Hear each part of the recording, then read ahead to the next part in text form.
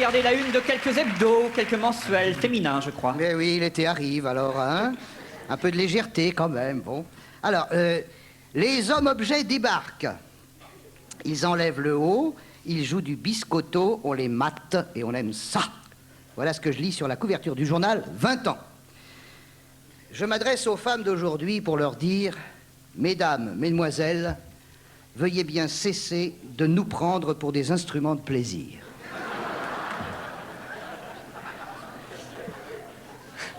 Ça fait déjà 2 mois que ça dure, et c'est déjà insupportable. Vous, ça fait 15 000 ans. Vous avez l'habitude. C'est facile. J'ai dit mesdames, mesdemoiselles, mais j'aurais pu ajouter messieurs, hein, parce que... On arrive à une époque où nous sommes harcelés par les deux sexes, nous les beaux mecs. L'espoir fait vivre. Ah, on est bien. Bah, tu vivras longtemps. Ouais, encore mieux fait que Clotaire.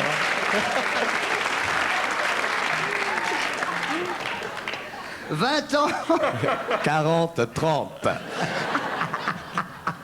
Balle neuve. En plus, depuis qu'elle a pris du poids, elle toute seule, elle joue en double. Mais c'est pas vrai, tu dis ça, j'ai maigri. Bon, je reviens quand vous voulez, hein. Vas-y, Patrick, vas-y. 20 ans est un journal féminin, mais écoutez ça.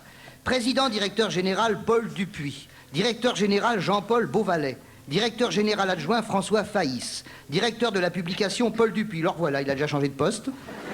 Directeur financier Jacques Béard. Directeur de la fabrication Pascal Rémy. Directeur marketing et commercial Francis Jaluzo. Directeur marketing et commercial adjoint Jean-Charles Guéraud. Directeur des études Roger Goldenberg. Directeur artistique Xavier Mérigot. Il n'y a pas une seule directrice dans un canard de meuf. C'est incroyable. C'est incroyable. Donc, mesdames, mesdemoiselles, je retire ce que je vous ai dit. L'homme-objet est une invention des mecs. À qui je dis, messieurs, veuillez cesser de nous prendre pour des instruments de plaisir, nous les beaux mecs. Il recommence, Anne, il recommence. J'entends des ricanements dans la salle quand je dis nous les beaux mecs. Mais attendez de me voir à poil dans le journal 60 ans.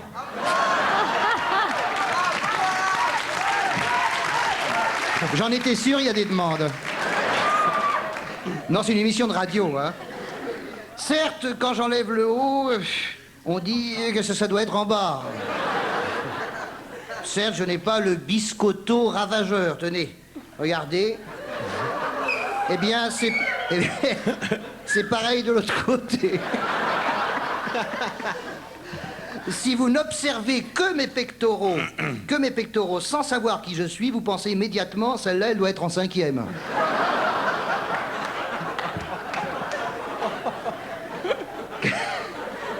Car mon pectoral tient plus de la poitrine de Pucelle que de la barbaque à Rambo, hein. Toi, t'as redoublé un paquet de fois quand même. Si j'enlève le bas, vous constaterez, par contre, que là...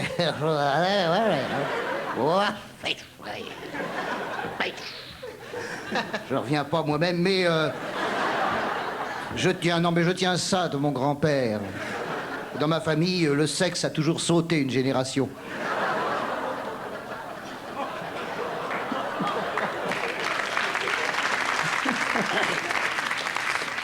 Quant à mes jambes, alors là, je ne plaisante plus.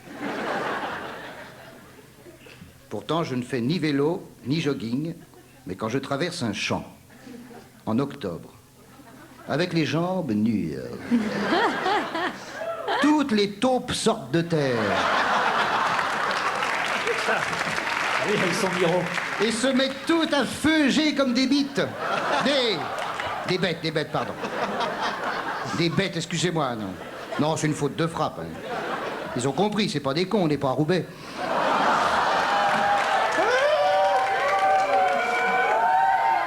Je plaisante. J'adore Roubaix. Mais vraiment, écoutez, c'est vraiment une adoration maladive. Que j'ai, je trouve, ça s'explique pas. J'adore Roubaix, capitale de la Roubignole. Un fruit local que l'on cueille en récitant la table de 4. Et puis Roubaix, enfin, c'est la Redoute. Et son catalogue, où l'on peut voir ce mois-ci Claire Chazal dans les outils de jardin, tenant un râteau. Non, c'est pas Claire Chazal, non, c'est pas non, Claire Chazal, elle lui ressemble pas. Par contre, le râteau... Festival du râteau. C'était Laurent Ruquier, qui de temps en temps vient faire des apparitions. Je fais dans le local de temps en temps. C'est bien.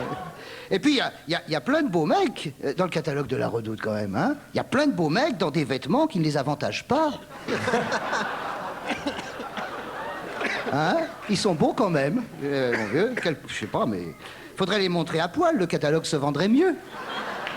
Bref, il y a plus une seule revue dans les kiosques où l'on ne voit pas s'alanguir un éphèbe en calcif, allongé sur un coude, et dont la profondeur du regard nous dit qu'il attend le retour de la marée. Dans son demi-sourire déjà vainqueur, on sent venir le dialogue. Tu vas en boîte ce soir. Naturellement, il est bronzé toute l'année, à croire que Miami Beach nous les envoie par caisse de 12. Enfin bon, l'époque est à la beauté plastique, on fait tout pour y parvenir, on est angoissé de ne pas être mince, mais pourquoi pas? Hein? Pourquoi pas? Hein? Et puis, pour qui veut devenir mince, ça mange pas de pain. Et c'est toujours ça de pesticides en moins dans le cornet. Bon dimanche. Patrick Fonte, Non mais pas... publicité.